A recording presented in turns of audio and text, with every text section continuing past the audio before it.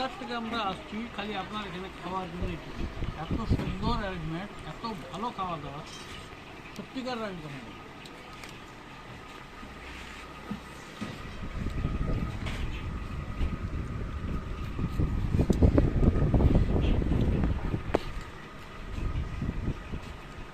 দারুণ খাবার দাদা, দারুণ। আমি ধানবাদ থেকে আসছি, ঝাড়খণ্ড ধানবাদ থেকে আসছি।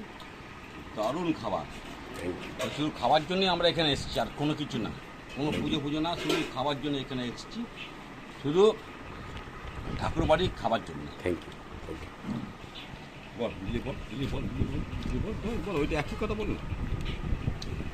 ঠিক আছে দাদা, বলার আমার সময় নেই, এখন খাবার সময়। সবাই করবে।